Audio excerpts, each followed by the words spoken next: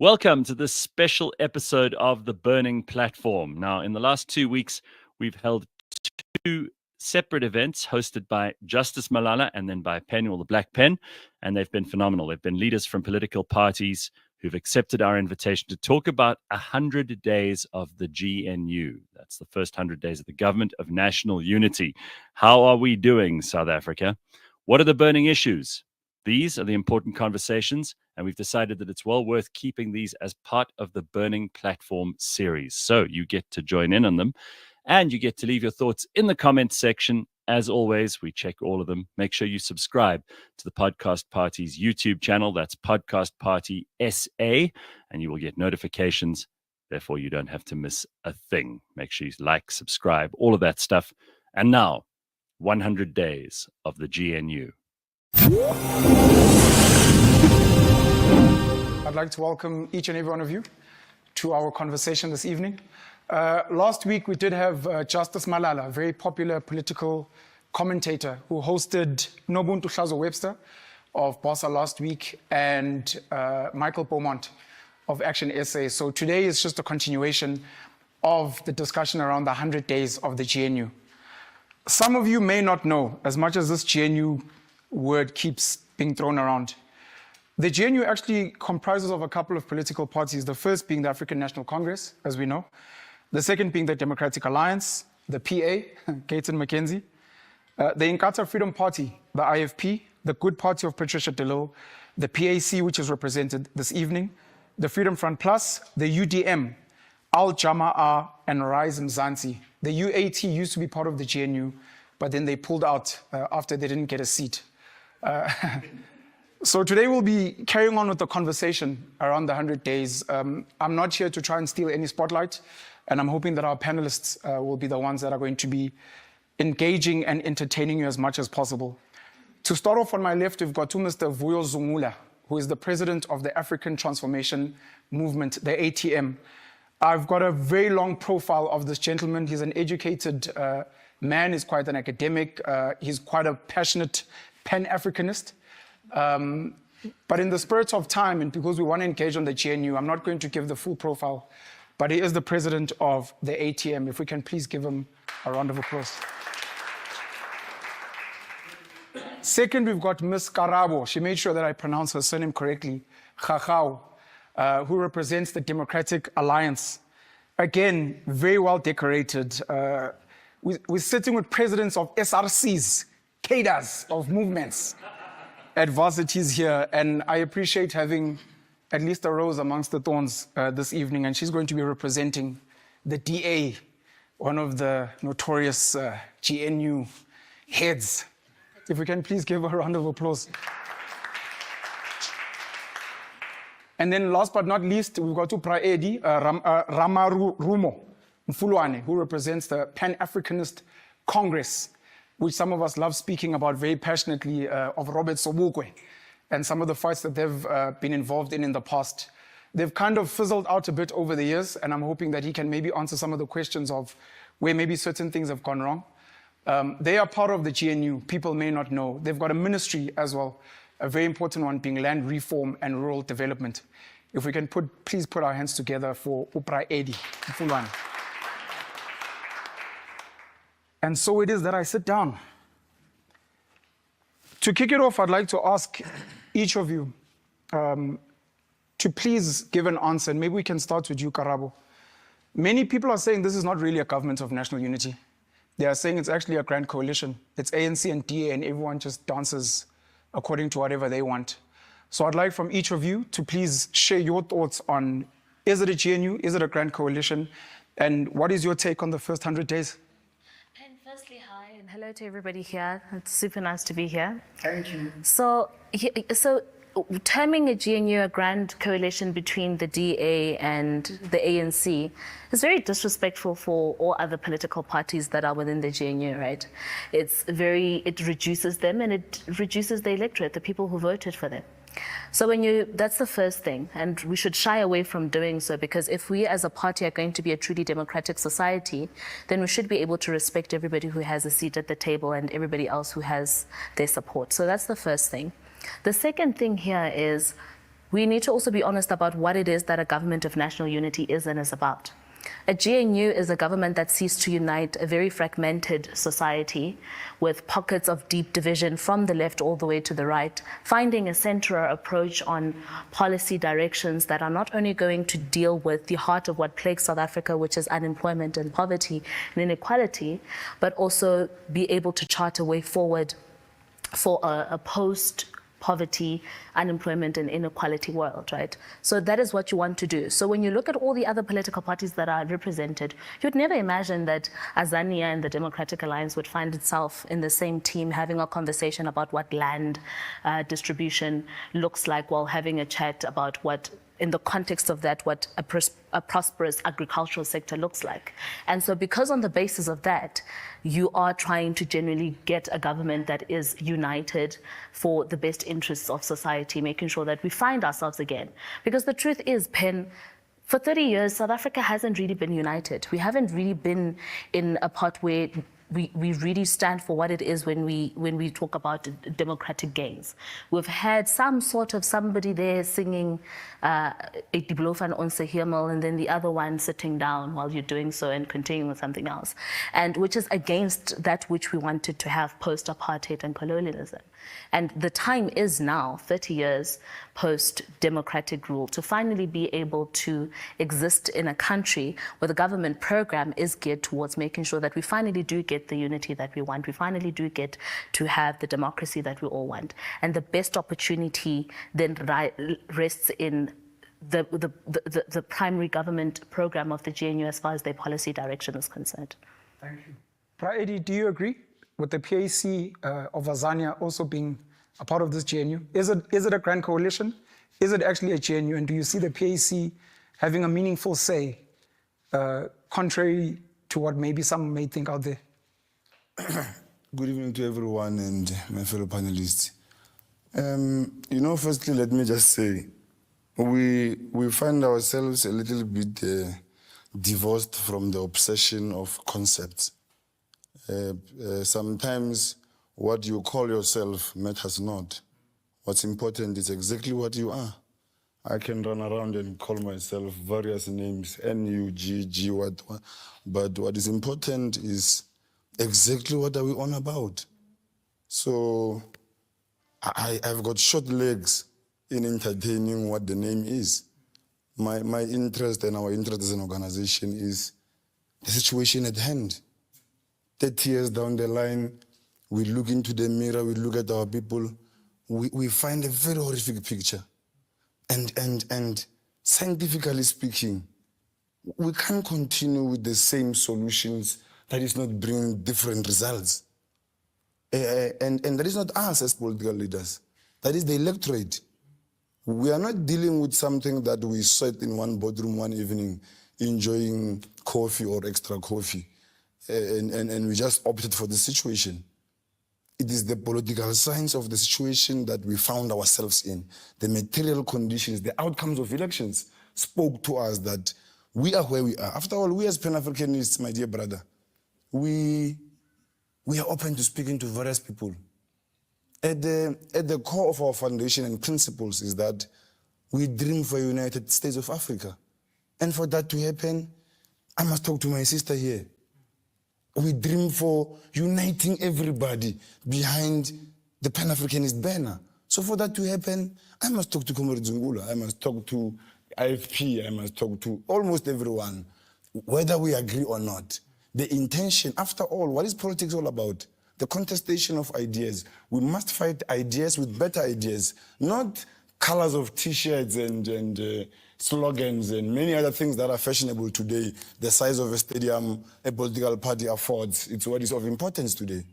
But at the core of the situation, my dear brother, we have no problem with what you call it. We know some of us, we are very knowledgeable about how media works, the importance of the usage of words deliberately used to create an unnecessary debate. We as a nation, we cannot spend any more time discussing whether it's GNU, NGU. We are 100 days today as we are discussing it. I wonder how much of time that the government needs to be assessed. Even the fastest response we've seen in the history of Africa from Captain Ibrahim Traore took him at least 2 years. But South Africans know the ANC takes 30 years to create us a huge mess. In 100 days, there's a huge expectation that this newborn baby must bring something to the table. But it's okay. We are leadership. We are not supposed to point fingers at the mistakes of others and create excuses. We must face the situation for what it is. The PAC, and all these political parties that are inside GNU, we are not necessarily in agreement. We differ vehemently with my sister's international policies and economic policies. We differ vehemently. I'm yet to, my conversation with her is me in an attempt to convince her. And I know she's in an attempt to convince me. The contestation of ideas, better ideas must be contested with better ideas until ultimately we find the best amongst all these ideas. Thank you very much. Thank you so much, Eddie. Vuyo, as the ATM, you guys are not part of the GNU. Would this have been an intentional decision from your side? Do you also agree that, look, the name doesn't really matter? It's not a grand coalition. It actually is a government of national unity, or do you have a differing view? And what has been your take since the elections of how the so-called GNU has been running South Africa? Firstly, evening to everyone, including my colleagues. I think trust is a currency that the government needs in order for it to deliver services and drive the country towards the direction in which they think it is the best for the country. Therefore, the question of what is it? Is it a GNU? It is a coalition is important because you are trying to build trust, and in building trust, you need to be honest with the citizens to say, but this is a coalition between the ANC and the DA, and the other parties are just there, adding numbers there. You'll recall that when before the elections, there was something called the MPC, which was a coalition of parties with the sole intention of making sure the ANC is not in power. Now, after the elections, the DA went and said, we want to make sure that whatever happens in the country, there is no coalition of the ANC with the leftist parties. They said they are trying to avoid a doomsday coalition. So their participation in this GNU was not premised on saying this is how we can move the country forward, but rather it was premised on saying because we do not want so-and-so in a coalition or in government with the ANC, we'll rather go in there ourselves and chase the other people away. So it becomes important that when we are talking about the coalition of the ANC and the DA, we bring about the historical imperatives as to what happened for this coalition to actually be there. You'll also recall that when there was the swearing in of members of parliament, it is only the DA and the ANC that had concluded, signed in agreement. The other parties were brought all along. If you can ask my brother if in the statement of intent, what clause there does the PAC say, but this one resonates with us, or it is our contribution? In fact, ask all other parties. The statement of intent, which was promoted by the ANC, is largely influenced by the ANC and the DA. That is why even Fikile Mbalula, when he was trying to speak about the statement of intent, it was Helen Zille who kept correcting her that, no, clause so-and-so says 1, 2, 3. So the other parties, rightfully, are just there to, to provide a decoration. You'll recall that even in the context of what it is to have a government of national unity, you want to unite people. How can you unite people and you ignore MK, for example? Regardless whether you like it or not, there are people, it is the third biggest party in the country, whether you like Mr. Zuma or you hate him. But if you are talking about uniting the electorate, you need to respect the voices of the people who voted for MK to be there. So the concept of a GNU includes everyone. But in the concept of a coalition, like we have now, it includes certain people and excludes certain people. Thank you so much. Before I ask my question, Karabo, you're vehemently shaking your head. I'd like to give you you're also shaking your foot. Okay. I'd like to give you guys a chance very briefly to please maybe engage Uvuyo on what he's said before I carry on. So, first of all, Zungula himself sounds like a bitter person who wanted to have a slice of the cake and he ended up not having it for reasons that are known to himself. So the problem here is this, Pen. So we must be honest about this. So firstly, of course, if you are in a GNU, if you find yourself in a room full of particular political parties, those who have dominant numbers in the room are obviously going to come up with the domination of ideas, right? Which is the case with the Democratic Alliance and the ANC, because we're the biggest shareholders within the GNU. But stop yourself. So yes, respect me when I go. Thank you very much. But it doesn't mean that nobody else in the room has an opinion. And I think you can come in as the smaller person in the room to clarify on that thing. No. So, no, man. No. You can come in here to say, to justify, to say, one, when the GNU was having a conversation about when we look back at how much land is in the hands of who, how far has the democratic government come in making sure that people who have been previously repossessed of their land, if the land that has been taken away, have been able to get the justice that they want, how many of them are able to effectively use the land for economic gains, and how many of them are able to hold on to their dignities and their heritage. That is a conversation that rests in the hands of a minority shareholder, but it's a very powerful thing, right? And they are part of the agenda in that conversation. So the issue of whether or not our inclusion of the MK party is an indication of just a coalition with a few flower girls and flower boys at the wedding must be characterized as clearly as this. When I opened, I made it clear what it is that the primary focus of a GNU is, as far as economic participation, as far as the emancipation of people, as far as their ability to put food on the table, as far as the ability to get jobs that give dignity not only to themselves but their families, right? There's certainly no way a whole President Jacob Zuma, who has the most horrific track record in government, marred with state capture, whose track record has been very clear that he has zero interest but line in the pockets of his connected elite few, which is clearly to be seen by who gets to occupy the benches of the MK party. There's no way that person, one, who has also been very clear in his communication publicly that he does not believe in the constitution that is the supreme law of this land, that you would want to find yourself in bed with the same human being, because then he's anti the principles of the GNU.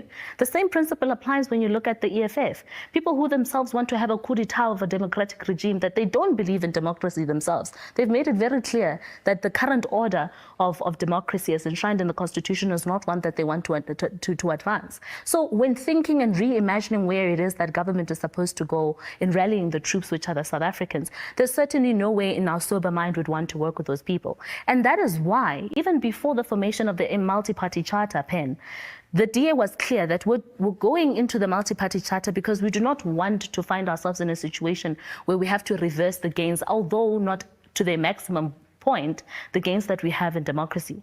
We want to make sure that we're able to move forward. But the multi-party charter, Zungula, as a person who was part of it, I'll be honest with you and tell you this. The multi-party charter contract was clear that we are going to try as hard as we can to get the ANC out of power. And if we fail to do so, we're going to get another roadmap. And we failed to do so. Unfortunately, we didn't get the votes that we wanted. Ideally, we wanted to find ourselves in a situation where we don't have to deal with the ANC. But then we got there, the votes are not what they want. So we think beyond that. Plan 1 did not work. What is Plan B? Plan B says, okay, we still have a problem where the ANC has failed in many ways.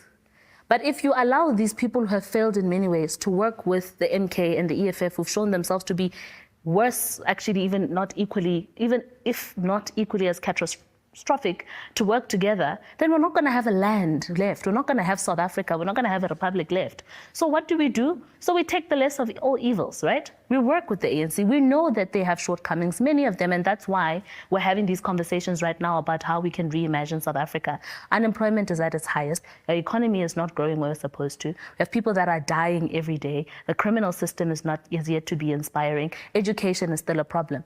But can we work with them to where we can, given our scope of power, effect a difference that will mean that South Africans get to have a meaningful life, sure, rather do that. And then as time progresses, the hope we'll get rid of those people.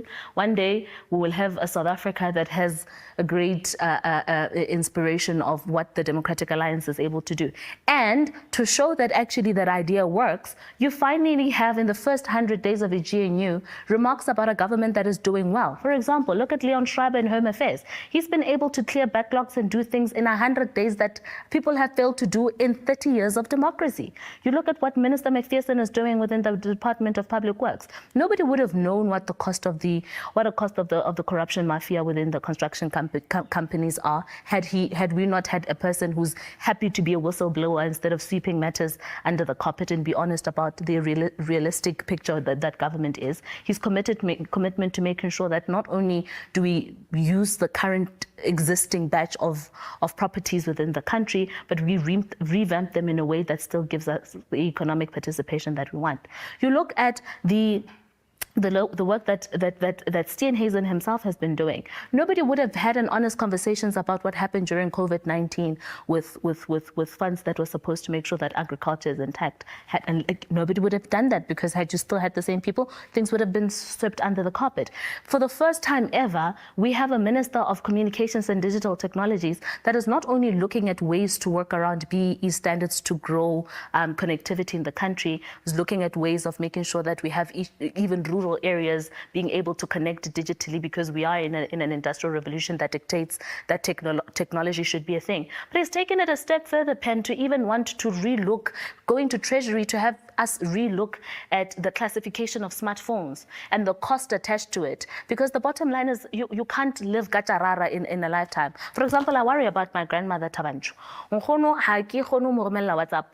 And it sounds ridiculous that I'm complaining that I can't send my grandmother WhatsApp, but it's important because something as simple as a grandmother in a rural area who has their child in Cape Town or anywhere, who's unable to digitally connect what life looks like to them, who's unable to receive money in a way that still works, who's unable to communicate to make sure. Something as simple as that is something that will grow a great way and a great mile in ensuring that we not only transform the face of society as far as digital connection is concerned, but we're able to bridge the gaps between rural communities and urban communities. So these are just little, and I can go on and on. I can tell you what Sibu is doing. So there's a whole lot of things that we're supposed to do that Zungula himself probably wouldn't have even been able to get right, even if he was in the GNU, and that's why he's better. Thank you, Jeez, that was a lot. Let's just note that she was only highlighting the DA ministers there in the GNU. Sorry, Eddie, you were shaking your right leg when Uvuyo was speaking, and then you were called the small boy in the room. And then I saw your left leg shaking, so I don't know which one you want to attack first. For keeping the decorum of the discussion, yes. The young fellow aspect, let's talk about it outside. It's on a lighter note. Let's get to what the core of this talk is about. Yeah. There is a misconception that is rooted deep into this criticism, especially from Honorable Zungula and his crew. And secondly, it's a very easy exercise to criticize. Very easy exercise. One day, maybe before the show ends, my dear brother, Honorable Zungula must tell us how far are they with that progressive caucus as an alternative. Because it's 100 days, we must show each other notes. He must not ask us to show our mathematics book while he's hiding his accounting book and it's empty. Secondly is that the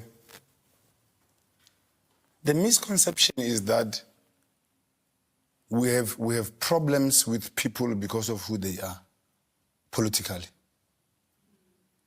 As the PAC, a thief is a thief. With brown hair, black hair, long nose, short nose. A thief is a thief because the consequence is the same. So our attitude towards Mrs. Helen, towards Jacob, towards any other thief is the same. Helen is not a thief. You were asking others to hold themselves. I'm saying this to say to you, if somebody expects us to have a horrible attitude against the DA, let me just put it into context so that people understand what we are talking about. we have a problem with monopoly, which controls the economy, and that economy gets centralized in the hands of the minority, a few group of white fellows, and all of us must suck up to them. When we say white fellows, it's not because we have a problem of race. When the thief is white, we're going to say it like that. He's a white thief. When the thief is black, we'll also return the favor. That Mshulo is a black thief. Black as we are, Pan-Africanist as we are. We are not going to be blackmailed about non-issues. Honorable Zungula, we did not chase anybody out. Every leadership from its own organization reserved its monopoly. Everybody had to respect. When you come to those caucuses and say, this is what your organization would want, we must respect that. Whether what you are saying, we see it strategic or unstrategic, we have no swing to advise or say anything.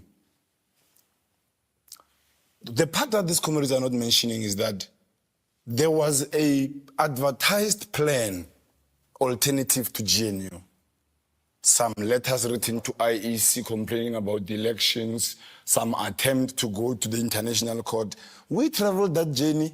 We told these newcomers very well that criticizing elections is a long marathon. If you want to take it, you need 25 million minimum, and you're going to come back with an order of the court with a few sentences.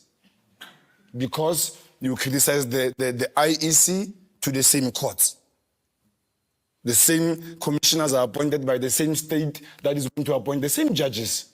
You take it further. You go to the international criminal courts. Who signs the agreements on behalf of the country in those international forums? The same government that is appointing these judges. Now, a group of friends is standing a queue. Yours is to keep on popping out money. We are moving from the constitutional court. We are going to the apex court. You are dealing with the same cartel. We told them. They kept on advertising that. And we, on behalf of the PAC, as the leadership, we have a responsibility to take care of the PAC and its interests. No leader must come and tell us we are going to an international court and we must fold our hands and wait for another leader. I'm not a follower of any leader. I'm a leader of people who are inside the PAC and the society at large. So comrades are bitter at us for not taking what they wanted us to do. And we are equal participation. We had equal participation. They brought their view to the table. We brought our view. In our understanding, their view was inferior and will never see the light of day. History must prove whether we were correct or wrong. Not insults on Twitter and the ugly pageant of Figile and Madame. Very irresponsible leadership. The two of them are supposed to be the seniors in terms of numerics. Electorally, they are the seniorest, right? In terms of numbers. It is them who have got a bigger responsibility to keep the ship going. But it's them who are playing the most irresponsible spats of throwing each other with a pageant of throwing an unuseful English Monday to Monday, night in, night out. That is not going to take us anywhere. We are running a very sensitive environment. Everybody must bring their level of respect to somebody so that this ship can get going and our people can benefit. What are we busy with, Comrade Zungula?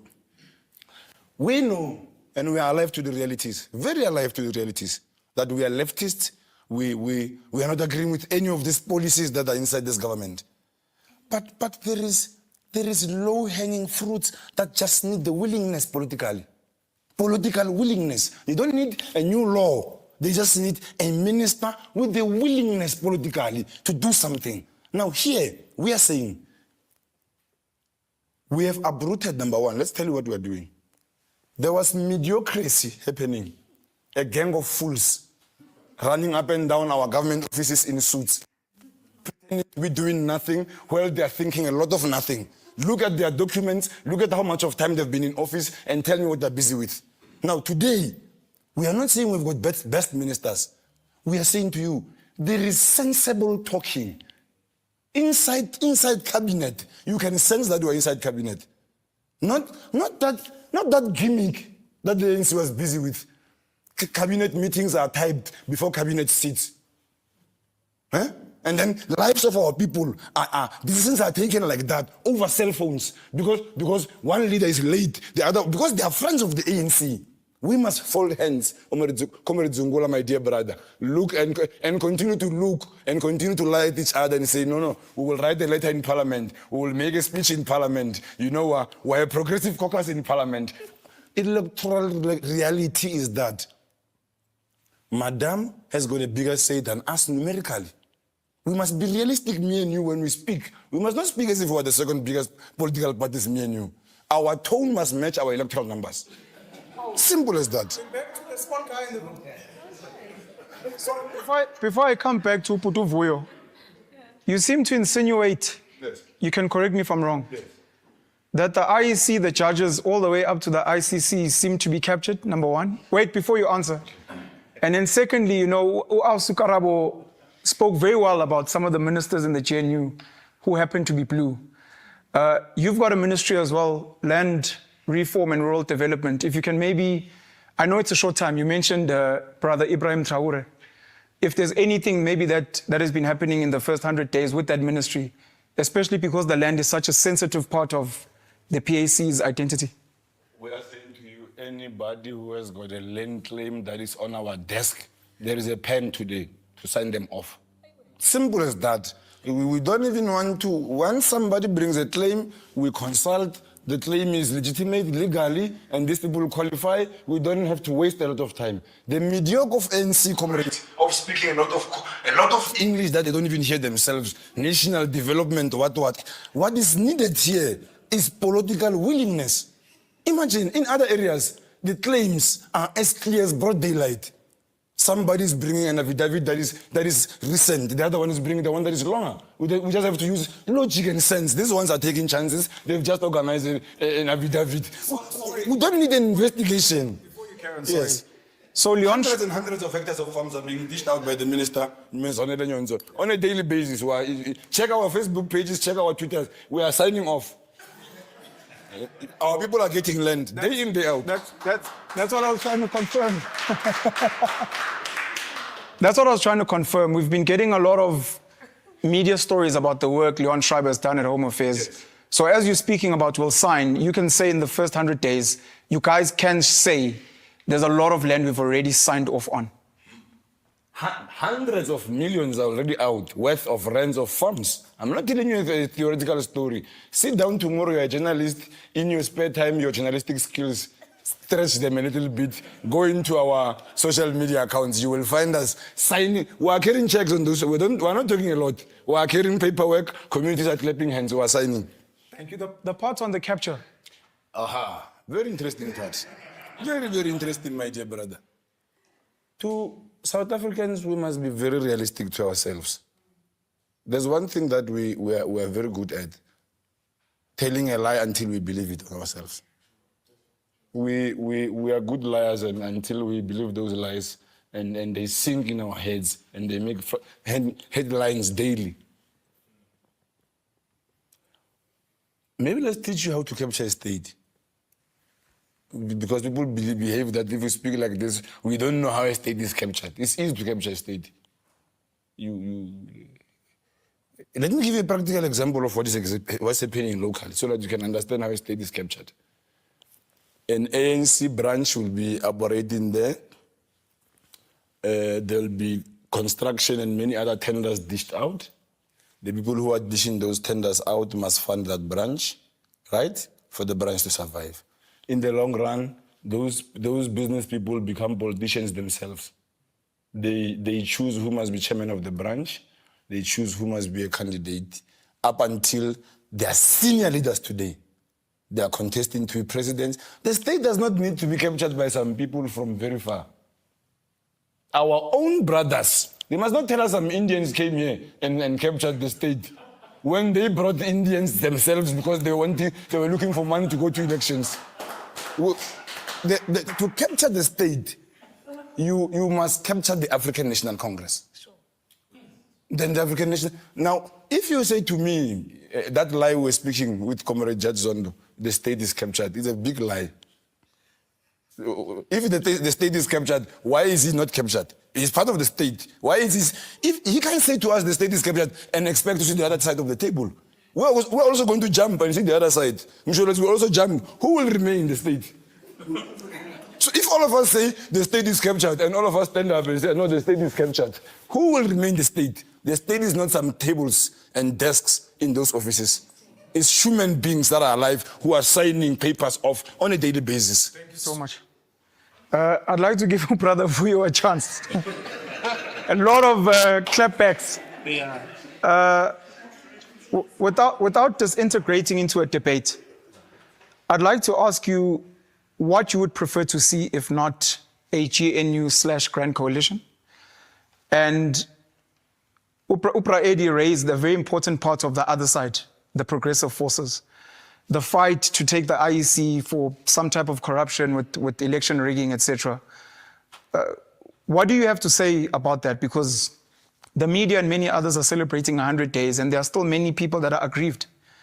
So what would you prefer to see instead of what we have currently? And to maybe, for people that are interested, how far has that work gone, if at all, to date? Look, there's nothing wrong with a grand coalition. Absolutely nothing wrong. There is something wrong when there is a coalition, but it is termed something else. Remember 1994, there was election outcomes. And in those outcomes, they said there's a threshold. Every party that is below that threshold will not be in government, meaning will not be in the executive. In 1994, there were opposing parties that hated each other. But because there was an idea to unite the country, they had to work together regardless of how different they may be. So in the context of what is happening now, you can't be subjective and say you can't work with MK and the EFF for certain reasons. Because equally, the PAC can say, but the DA, they've always said the DA are representing land thieves. So, thank you. It hasn't changed. Thank you. So that is why you are saying Tina is the ATM. There's nothing wrong. But tell people what you are actually doing. Do not mislead people and say it is something different. So, now, what? Sorry, just to get in there. So you're fine with what's happening. It's just the communication to the public you have an issue with. I'm getting there. Okay. So our view is that if you don't have a party that has an outright majority, the best thing that would happen in the country is an alignment of parties that share or have similar policies and ideologies, because that creates, number one, policy certainty, and it makes sure that the government is able to operate efficiently because there's an alignment of policies. Not have a case whereby one party now believes that the minimum wage should be lowered, the other party saying the minimum wage is right where it is. Another party saying the Bella bill is incorrect. The other party saying, but the Bella bill is correct. Another party, the DA, says the president is wrong by saying Russia is an ally and a friend to South Africa, whereas the ANC, or in fact the state president of the same government that they are part of, is making those utterances. So that creates a state whereby there's not going to be stability because there's different views which will impact now the policies on the ground that are going to impact the daily lives of our people. So our view was to say, just get parties that have got similar policies and ideologies because it makes it easier. But once you've got opposing parties that are opposed in terms of policies, you are going to see practically when things are happening. For example, this notion that certain parties are anti-constitution for wanting to amend the constitution, it is something that we need to reject because a constitutional amendment process is constitutional.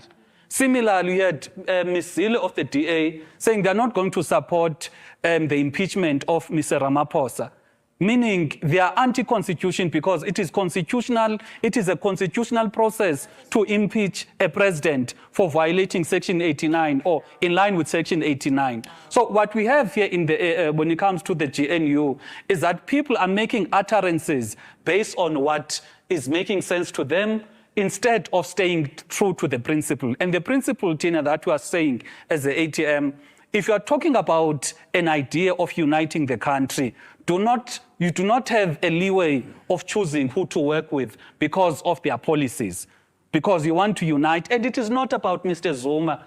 It is about the electorate. You can't, on one side, and you say you hate Mr. Zuma. On the other side, you're saying, but you want to represent the very same people who voted MK Party to be in parliament. It can't be. If it is about if it's about the electorate, then it must be always about the electorate. Put aside the players that be, because you find that the DA was in support of the impeachment of Mr. Ramaphosa a few years ago.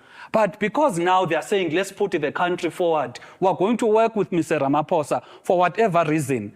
They are fine with that. But when it comes to MK and EFF, suddenly now the ball, the rules are changing. So that is not principle-based politics. If we are principle, we are going to have a state whereby there's a certain threshold. If we're saying from a party with 5 seats going up, they are going to be part of the GNU, then that is what a GNU is all about. But when you choose which parties to be with and not to be with, then it becomes a coalition. Now, the role of parties that are not part of the GNU is equally very important, because our constitutional democracy system in our country encourages a multi-party democracy system, firstly, whereby there's opposition parties to hold the people that are in government accountable.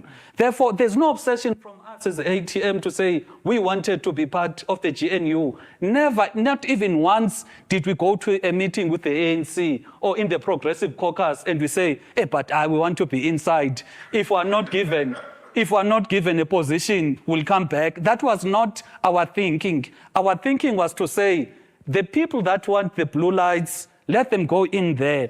But the people that want to safeguard the interests of the country will play that role of being, playing the role of being opposition. And that is what we are doing. It's not what you're doing. Sorry, the second part was just if you were to give an update to people that supported the Progressive Caucus on what work you've done, where it's been, or if you guys have abandoned that.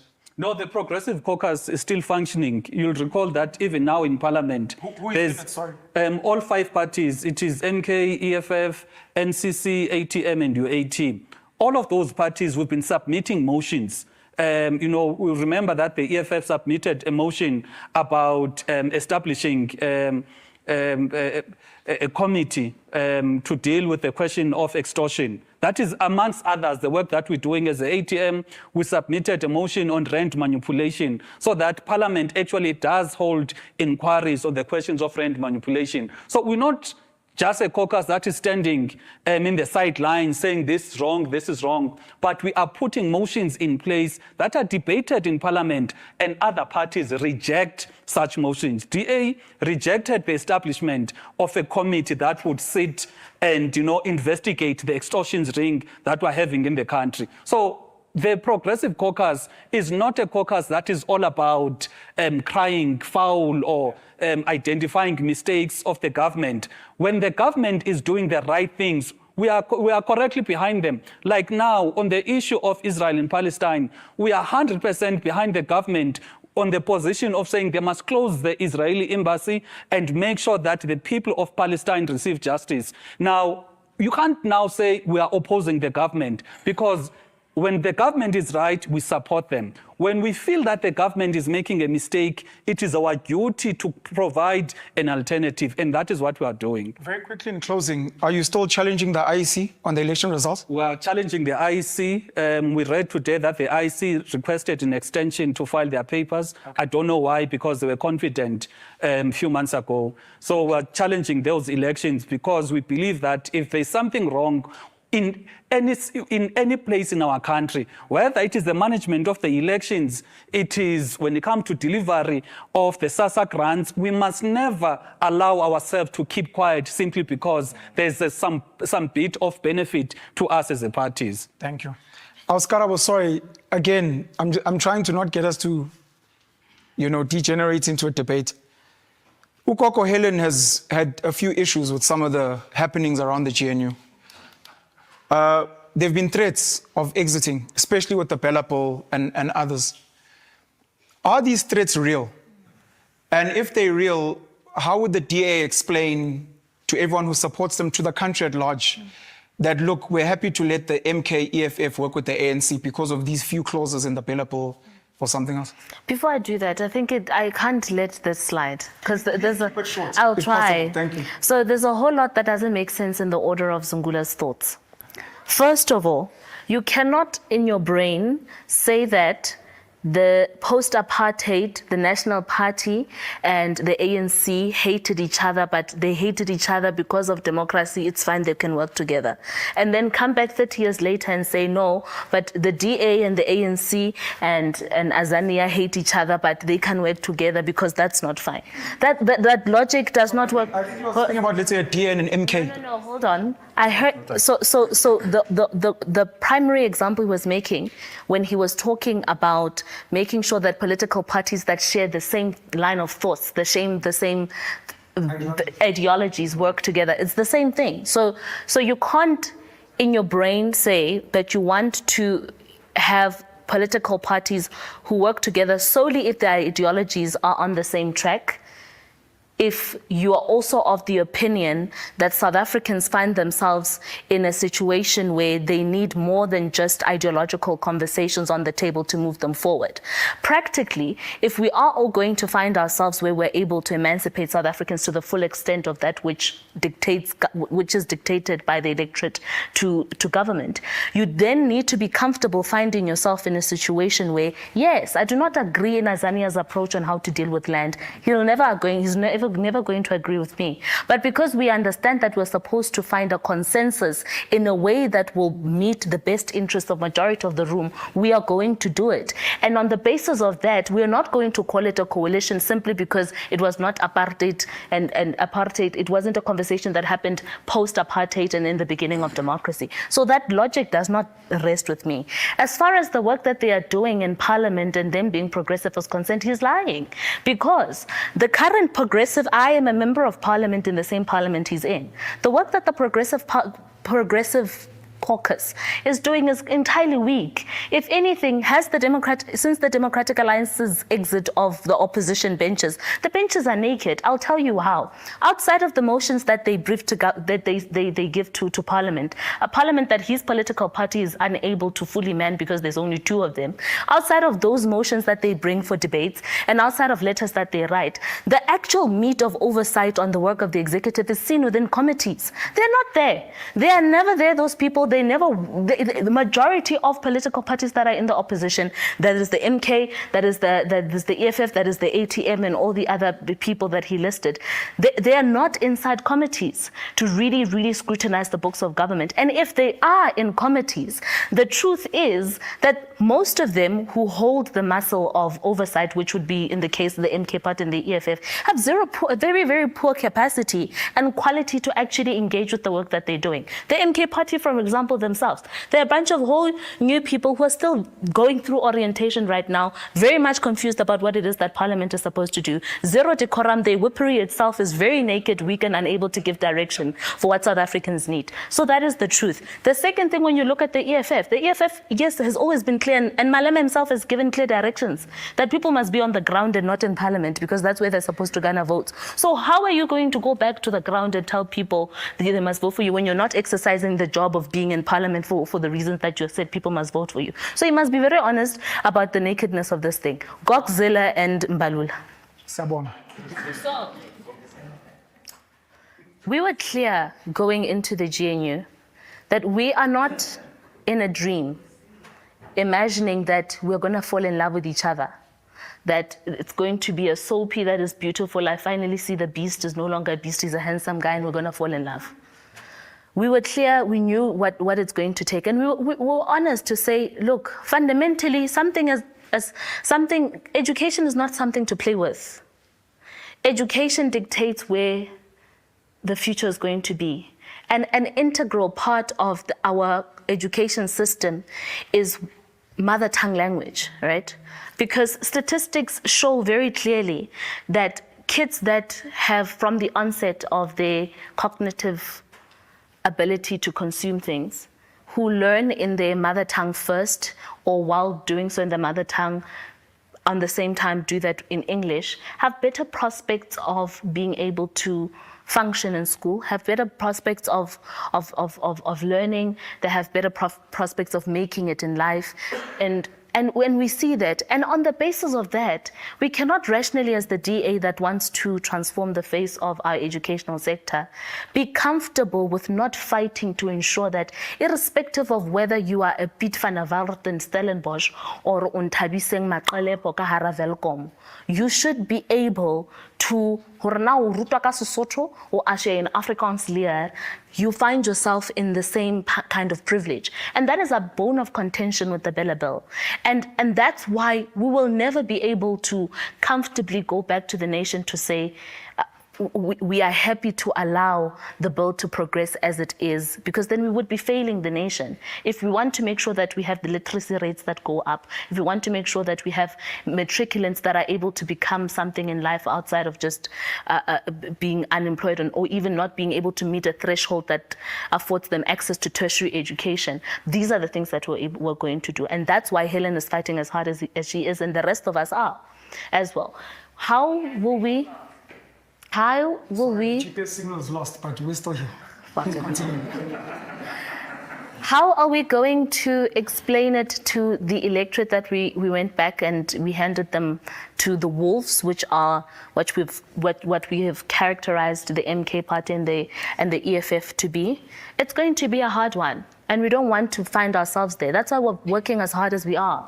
We don't want to find ourselves in a situation where we hand over our country to a network of thugs that have zero interest in serving South Africans. And that's why we're in the GNU. And so we're working hard. That's why in the Dispute Resolution Committee, we've sent Dean McPherson there.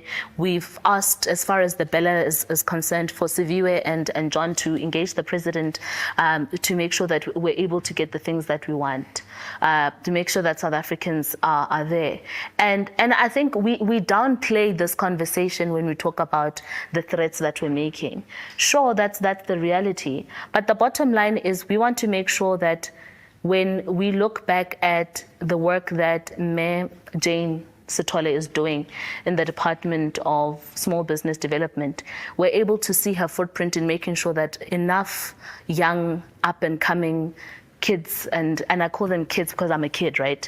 Kids are able to have their businesses up there and are able to succeed. Where you have Dirt Out Welkom, which is the guy that does my sneakers, and everybody else back at home at Welkom, who has an actual big brand out there because that's what the Department of Small Business Development is able to do. We want to be able to make sure that when we have conversations about water infrastructure, when we talk about people having access to water, then I don't have to go back to my constituency in Viljoenskroon, Marikana, Lephameng, and talk to people who have never seen water for 26 years. That infrastructure is solved, that grants are received properly by municipalities, and people have access, I can enjoy the freedom that people in your leafy burbs of your Houghton and your Camps Bay get to enjoy. That is what we want to ensure. When we talk about trade and industry, we want to make sure that we're able to look back and look at how much trade were we able to do, how much industry have we been able to expand that directly impacts our GDP, that directly impacts our unemployment statistics, that directly impacts our poverty scales, to reduce them, to grow the economy and make sure that we create enough jobs for everybody to live a dignified life. We want to make sure, Penwell, that when we have conversations currently, as is the case with electricity, that sure, dark days are gone because electricity we don't have load shedding, which we thought was a scam going into the election, right?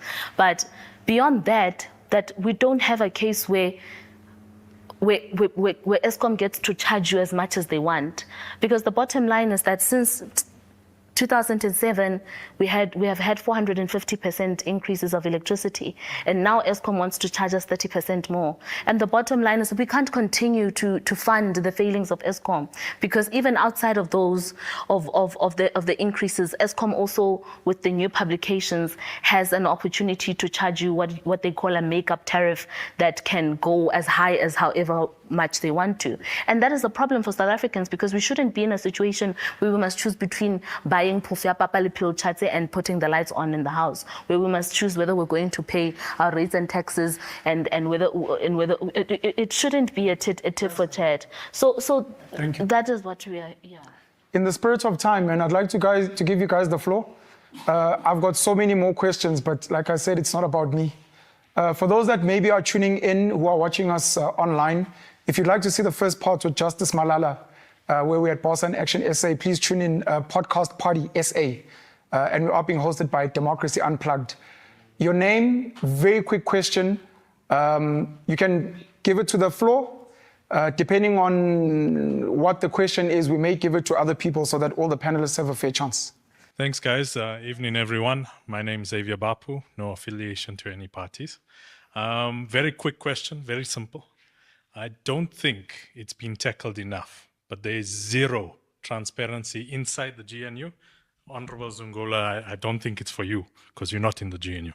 But we don't know the structures. We don't know the consultations, who's on these cabinets, who's behind these meetings. The media is not allowed in these meetings. There's no disclosure from the president or the parties on what's in the meetings. Is that going to change? Thank you, Xavier. Please don't be shy. This is your chance. Thank you. Quick question for all the parties on the stage.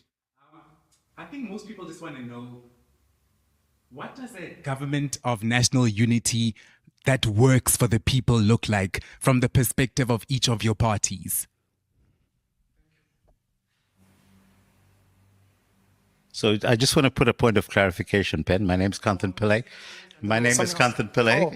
I'm the author of How to Fix South Africa and Owner's Manual, and I'll make sure that I get copies to each and every one of you, especially my brother from the Pan-Africanist Congress, because the first chapter is devoted to addressing the land question. And there are significant solutions that can kick in that you'll be able to implement. But I want to point out the difference between the GNU of 1994 and what we have today is that the GNU of 1994 was mandated by the interim constitution that was drawn up by CODESA. It's an entirely different scenario that we have right now. And inasmuch I'm broadly supportive of what this current government is doing, it is not a GNU, it is a grand coalition because it is not constitutionally mandated. It's very different from the agreement that kicked in 1994 because the ANC was a majority government at the time, but they had no choice but to make FW de Klerk deputy president of the country.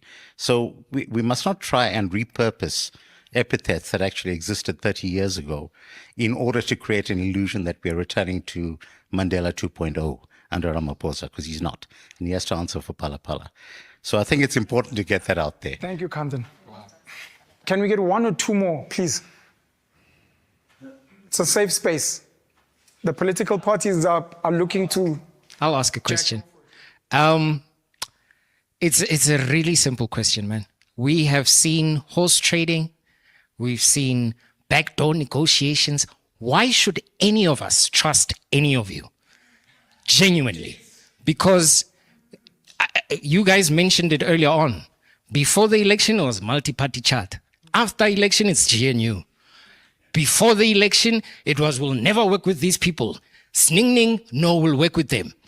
Last week, when Michael Beaumont and Nobuntu were here, they pointed out that, no, we came out with certain slogans and we only got 1.2% of the vote. That means we need to change.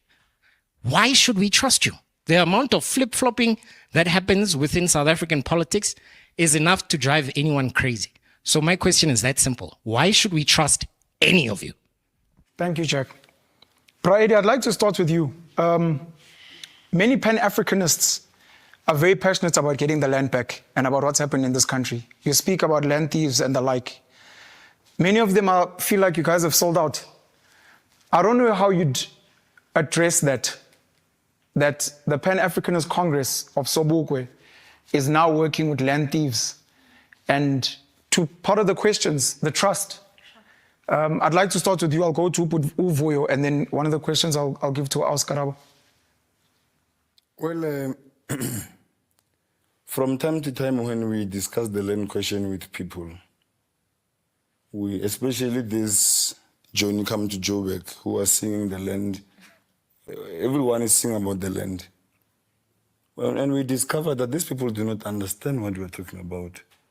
That's why they want us to answer the land question today, because we're in the Ministry of Land and Rural Development. And we discover that then these guys do not understand exactly what we're talking about. In simple terms, my dear brother, we're not talking about the land, we're talking about the wealth of this nation, the economics. The land, we mean everything below, above, on air, the wealth of this nation. That is what is of concern to us. My dear brother, let me start with you with the question of why must we trust us? It's a very unfortunate situation you find yourself in.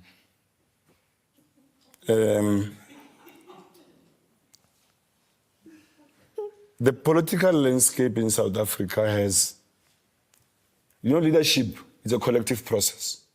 Even those who are being led have a responsibility. Not to ask how far the leaders. They have a role to play, an active role to play. That is leadership. Now, once the followers abdicate their responsibility, do you know what you find? You find these things that the ANC does, poverty alleviation program, and people get one plate of food and go home, find poverty waiting at the door. In that program of poverty alleviation, there's a big banner of hundreds of thousands saying today we are in a program of poverty alleviation. And you sit down and look at that event and you wonder, what is alleviating poverty about that whole setup? Nothing. So I'm saying to you, when we talk about the land, my dear brother, we mean the economic strength. Even those who are in the stock exchange and the reserve banks, and today they want to claim that, no, we're not owning any land. Ours is insurance companies. Those insurance companies are business entities in our republic, done with our citizens. Therefore, we have a say.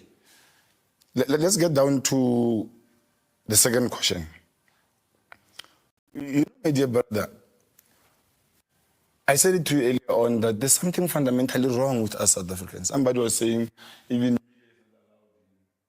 in cabinet meetings. GNU, yes, one of the GNU meetings.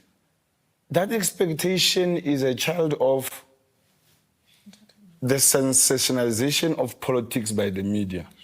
As a result, political parties and political leaders followed suit. Hence, you find a senior cadre like Helen Zille from a private meeting that has got potential of collapsing the whole government and taking to Twitter. How careless can that be? What brings about the need from her side to go to tweet? Sensationalization. What makes a leader of such a big organization, Fikile Mbalula, to go to tweet and be extremely irresponsible about sensitive information? Is sensationalization. So even our journalists today, my dear brother, there's little investigative journalism. Journalism is done on social media, is half-cooked journalism with little investigation. You find a journalist with confidence on TV saying a lot of nothing, allowing politicians to get away with murder. So I'm saying to you, leadership is a collective process of leaders and those that are being led. So South Africans themselves, the mess they are in is the type of setup they deserve. It is of their own making. Every society, let me tell you this, my dear brother, every society deserves their leader. Establish who is this leader? Who is he from? There's no leader who fell from the sky and just people were surprised to see him. Even the most horrific leader the world has ever seen, at some stage, there were fellow countrymen singing his name, convincing others that he's the best. So we are. I'm saying all this to say to you, we are not in the business of insulting people. If there's one thing you must hold the PAC and its leaders accountable for, one big thing you must hold us accountable for. If the GNU collapses, don't be of our making. You will never see us do anything irresponsible that is going to jeopardize the stability of the GNU. Comrade Zungula, let's teach you this as a homework to go home with. We understand democratic centralism very clear in our organization, how we run that organization. Democratic centralism is a key principle that says, if you have a view, you bring your view, you have got the right to canvass your view, you bring it to the meeting. Once your views does not see the light of day, no need for qualms. You understand, your maturity must kick in and understand that in politics, We contest ideas with better ideas. Meaning your idea today was not better, the better ideas of the light of day. We don't fight.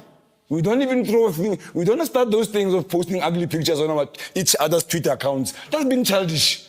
We must face the reality for what it is. You went all out with your research, tried to convince us. We're not convinced. And here we are where we are. Whether Msholozi is ill-treated, whether Malema is ill-treated, I treat them like non-voters in South Africa. If they take a decision not to come to a GNU caucus, we are going to take decisions like we take decisions for people who are saying we are staying at home as Zingeni. Even if I was Zingeni, our decisions are going to be binding to your life. So even if Nabo, they continue with operating outside buildings, Zingeni, decisions are going to be taken that are including in their lives and they are going to be binding. That's democratic centralism. When you do not have the necessary numbers, you appreciate the democracy as it happens. You speak as according to your volume advised by the numbers. Before we need to go, Praedi, I think we've got a question. Did you want to add something to what he's saying? Yeah. Please. There's a mic behind you. Going back to... Please, if possible. Mia, thanks. thanks. Going back to your point on sensationalism, I don't think... I could be misinterpreting this. I don't think that's why people are wanting to see inside these meetings. Like you said earlier, a private meeting means that there's the possibility of corruption. Now, you're talking about, we're talking about trust here. Whether or not it's sensationalized, how is the general public supposed to actually trust what is going on if we don't have access to the conversations that take place? Further, you were talking earlier about how South Africans are good at lying to themselves. That would be even more reason for us to not trust any of you. So are you really going to prioritize avoiding sensationalism over access to information, which I personally think the public has a right to? Thank you, Mia. And then we have to come to Putvuyo. Sentence. My dear sister, you know, we are in the communication space, don't worry. The freedom of information, we respect it that much. Hence, what we consider to be of public consumption is going to be put out there. But look at the situation we are in and put ourselves in our shoes and look at the characters we are dealing with. And tell me if opening those meetings will yield any results. In effect, it is going to create more chaos. We are busy managing Madame and Figil. Now, if more people know, there will be Madame, her gang, Figil, her gang. Those who have got journalists in their pockets, there will be an extension of journalists now. Those who have got media houses in their pockets, there will be an extension of media. Now there will be a whole fiasco that is not going to derive the necessary outcomes that we anticipate. So it's just being responsible about information. Thank you. Karabu, you'll also touch on it when you get a chance. Putvuyo, you raised something about our government stance in terms of foreign policy, and I'd like you to touch on that. How important, in your understanding, as a member of government and parliament, is South Africa having one voice in terms of international policy, whether it's Russia, Ukraine, Israel, Palestine, even the issues of BRICS and the West? We still get murmurings of a new world order. Some people are even saying we could be on the precipice of World War III. How important is that, in your opinion, number one? And then if you could maybe try and attack one of the questions, maybe assuming you were part of the GNU, what would your party have to offer the electorate? Look, the question or the principle of having a government, you have a government, you don't have a federal government whereby the national government communicates like this, you go to the different states or the regions, there's a completely different attitude or utterances. As an example, our main government says we're pro-Palestine and then the Western Cape says we're pro-Israel, as an example. we don't have such in our country, in our constitution. You've got one government, one South African government. Therefore, the presumption is that once the government has taken a position, my brother has spoken about democratic centralism, whether party A or party B in the GNU disagrees, but if it is a government position, then the party in that government of national unity must articulate the position of government, whether they like it or not. Government in that case? In this case, it is the parties. That is why they're saying the 11 parties that have signed the statement of intent are the government, they themselves are the government of national unity. But if someone like the president of the country has a stance, and there are very key members in the GNU that disagree, is that still the voice of government? Exactly. That is why it is a problem. Okay. Remember, one of the questions that was asked as to what would make the country to move forward, and we said if parties that are part of the government of national unity or a coalition, there is ideological or policy similarities because the message will be one. In the case whereby you have a party that is in government contradicting the very same president, because John Steenhuisen serves at the behest of the president. He can't be now contradicting the president. It goes against the principle of having a government. Now, you can't have a case whereby and remember, parties can advance whatever that they want to advance. But if the cabinet takes a position, it becomes the position of government. It becomes a position of me and you in the country. Now, it cannot be that now a key player in the very same government is contradicting what the majority might have decided. It goes against the principle that we're talking about the democratic centralism. So that is why you find the president of the country is not going to Russia in the BRICS summit as a president of the ANC. He's going there as a president of the country. He must be afforded the respect that is a president of the country. And when he makes a statement to say Russia is an ally or a friend to South Africa, whether Party A or Party B does not, maybe if they were in opposition, they have the leeway to oppose the government because they're opposition. But if you are part of government, you can't have pieces whereby you say you agree, and then you've got other pieces and you say, but I don't agree, because that is not the principle of having government. So that is the answer to your question. Then the question, I think it was asked, what would make South Africa to work? What kind of government would make South Africa to work? It is plain simple. Get parties that have got an alignment to work together. That's all is needed because there's going to be policy certainty and there's not going to be contradictions like we hear now whereby the government and the president of the country communicates a position on behalf of the government but is contradicted by someone who sits in the very same cabinet. And you're not going to have fights or squabbles over petty things because the focus will be doing the work. And the last issue on this question, in 1994, the country got compromised. People were fighting for land before 1994. They were fighting for the transformation of the economy. What did we get? We got a compromise. Even the constitution, it was a compromise. Even Mr. Ramaphosa, if you listen to his interviews, he was saying that part of the negotiation or CODESA processes was that it was compromise. Now, 30 years later, we've seen that this compromise has not yielded any results for the majority of our citizens. Therefore, under the GNU that has got parties from the extreme left and parties from the extreme right, we are going to continue with compromise, which will not yield any results for the citizens.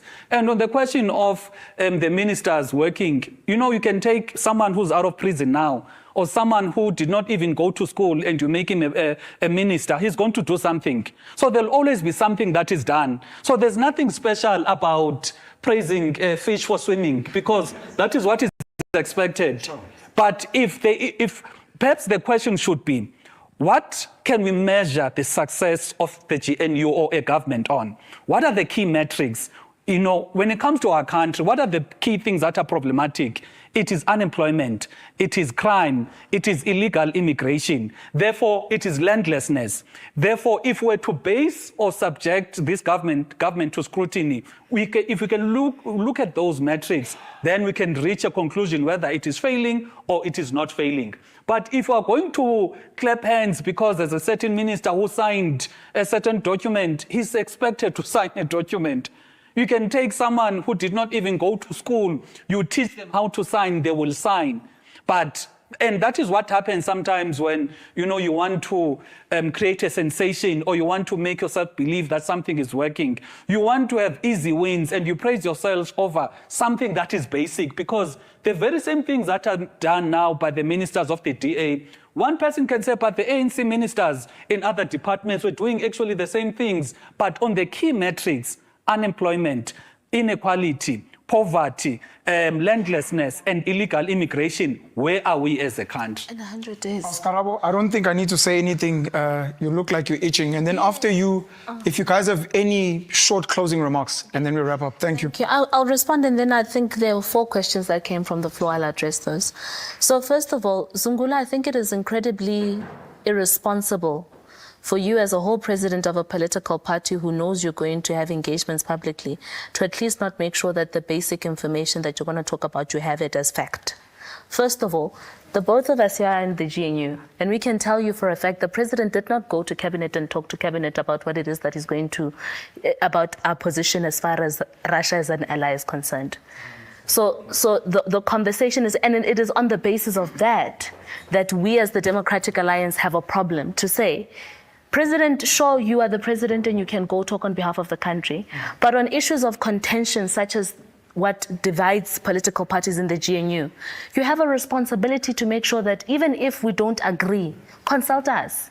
Don't go and, yes, we have a BRICS and it works and we have clear reasons why we want to do that. But you don't go on behalf of the country, say that that Russia is an ally of the GNU when nobody within your GNU yourself mandated you to go do that. And that is the problem. The president was wrong to say that. He was wrong because he did not. It's not the position of government. It's not the position of, it's the position of the ANC. 100%, and it's consistently the case, but it is not the position of the G. And he's right actually by saying that what is supposed to happen is that because of democratic decentralization, that there must be an agreement. If there isn't an agreement, then majority must have the argument. In this case, there wasn't a majority conversation that won the argument. Just ask him to just give one line. You wanted to say something about BRICS?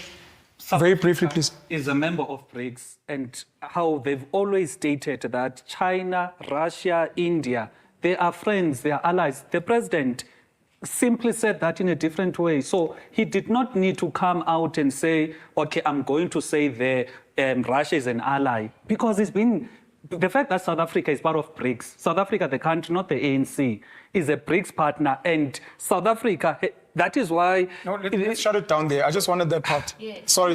And I think he raises an important part. And that's why I raised it to say, yes, there's BRICS, and we were part of it, and we have clear relationships that exist.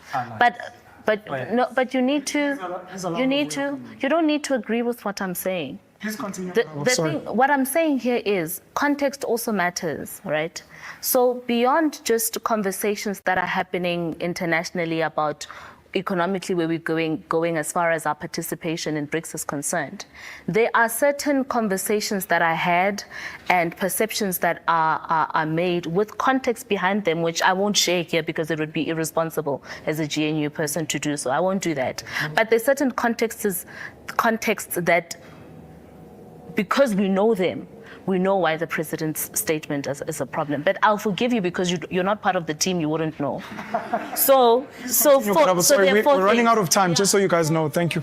On the transparency of the meetings, on the transparency of the meetings, and I'm going to marry that to the trust question on why you should. So unfortunately, the bottom line is we went into GNU having inherited a deeply ill-disciplined set of leadership across political parties. And I'll include my own political party as concerned. Because, no, even you yourself. No, so there is an element of ill-discipline amongst politicians, because even your meetings yourselves, there are leaks there, we know what's been happening there. Sometimes in DA caucuses, you have leaks that are there, which shouldn't be the case because they should be disciplined. But because we know that there's a culture of ill discipline amongst politicians, which is there because human beings, by virtue of being human, are fallible. What we're supposed to do going into these conversations is to shield the system and the public from any possibility of tanking these conversations moving forward in the best interest of the country. That's why when you are going through counseling You don't go through counseling on a television, TV for everybody to go see you, because then it's not going to help, right? You do it. I've been told that we've got 2 minutes. My Okay, apologies. so the bottom line is you trust the Democratic Alliance as an anchor tenant within the GNU, simply because we have, at least amongst our peers, in the first 100 days of government, have shown you that even the most basic of functions, such as holding a pen and signing documents, making sure that you have a visa clearance system that works, making sure that you have a policy document that will direct us in the right directions, as far as making sure that the commitment to creating jobs and growing the economy is concerned, making sure that we reduce government debt and expenditure, we level the playing field on GDP. This is the case with our Deputy Minister of Finance, Asha Sorupin, and Treasury is concerned. As far as all of those things that haven't been there, which are basic things that are supposed to have been there in the past, but unfortunately because we inherited a broken state, were not there, at least trust us to say that in the first 100 days, the bare minimum that wasn't there, that was taken for granted for the first 30 years of democracy, we are doing that. And that should show you our heart. That should show you our interest to say, when we said we're going into the GNU for the best interests of South Africans, this is what we meant. We didn't mean we're going to hop onto the gravy train and continue with life as normal. But we meant we're going to work, and that's how you trust us. I'm giving you 30 seconds, sir. My apologies. In 30 seconds, Comrade Zungula and members of the Progressive Caucus, we have nothing against you, fellow comrades. You chose your path, we chose our path. We wish you well. After all, we are not in a competition. If you guys get it right, mark my words, you'll have a PAC meeting discussing joining you. Thank you. Brother Zungula, 15 seconds. My apologies, brother. I think It's getting bad here, based on the votes. what is important is that we want a South Africa that works.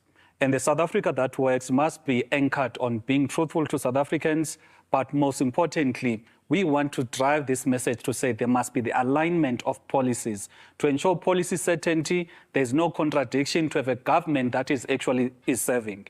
We need to judge the GNU based on what is most problematic to the people, not what we want us to clap our hands for ourselves, but what is problematic to our people is unemployment, poverty, like I mentioned.